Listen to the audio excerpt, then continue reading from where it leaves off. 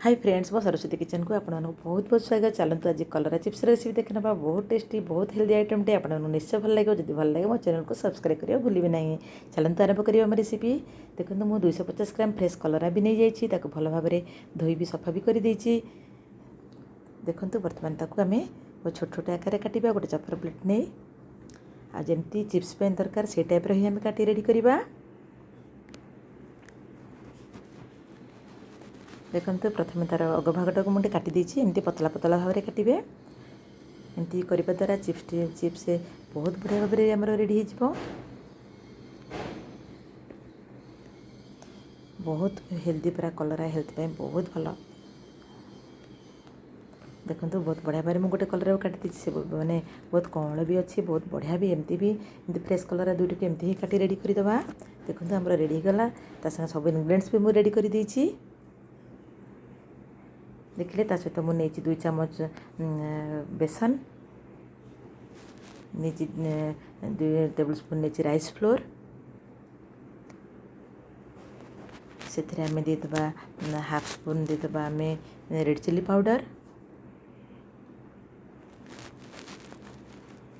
देखो आम देबा हाफ स्पून देदेबा हलदी गुंड गोटे स्पून देदेबा आम अदा रसुण पेस्ट जहाद्वारा कि फ्लेवर बहुत बढ़िया भी आसब।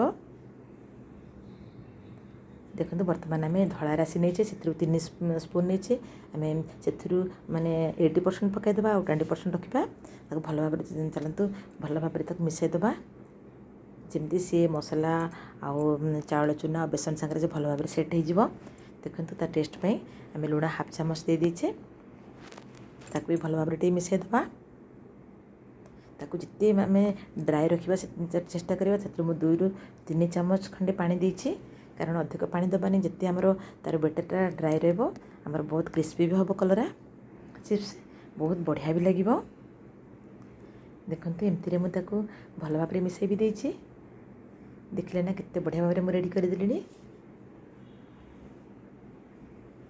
देखो अल्प मु कंचा लंका और भृषण पत्र नहीं भी छाणी पछे तापर डेकोरेट करदे। चलते नेक्स्ट प्रोसेस को जीवा। देखो गैस पर आमर कड़े दे दीचे ताहरे भी रिफाइन तेल भी गरम हो गलानी। बर्तमान ताकू रखि अल्प राशि को भी भलरे मिसईदेवा जहाँकि से छाणी होला परे ऊपर पूरा देखा राशि गुड़िक बहुत टेस्ट भी लगे।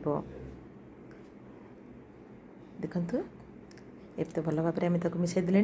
बर्तमान फ्राए करवा देखा आमर तेल गरम है कि ना। देखो से भी धीरे धीरे पूरा गरम हो आसला।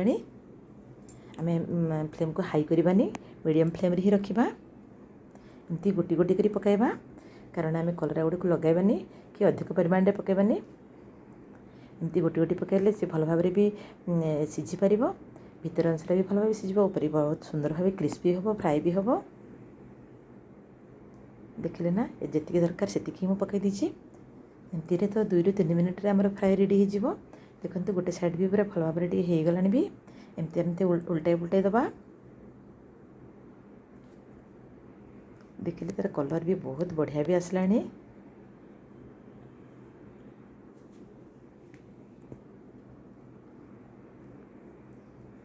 देखल ना पूरा क्रिस्पी भी हो गला पूरा। देखो अधिक माने फ्राए करवानी से पोड़ीज। देखो एथर बाहर करदे गोटे प्लेट तक बाहर करदे। देखो तार केते बढ़िया भाव में क्रिस्पी कर दी पूरा। देखिले पुणी आम नेक्स्ट बेच को आम एमती ही यही प्रोसेस रे आम एमती फ्राए करवा। देखो सब गोटी गोटी आकार सब पकईदेवा। देखिले ताको भल भाव में सेमती उल्टाई पुल्टाई तक आम फ्राए करदे। बहुत बढ़िया लगे। आप जब कलरा खावा पसंद करनथिबे एमती फ्राए करने द्वारा बहुत बढ़िया लगे निश्चय खाइबे। देखो घर एमती ट्राए करंतु। देखो ना बहुत कम समय आमर कलरा चिप्स रेडी हो गला गोटे प्लेट रे बाहर करदे। बर्तमान आम सर्व करने रेडी करवा किंतु ता पूर्व किसी कंचा लंका और भृषण पत्र को एमती ही से छणा रखी फ्राए करदे। याद्वारा चिप्सटा आउट बढ़िया भी लगे। देखिले एथरा आम चलते सर्व करवा।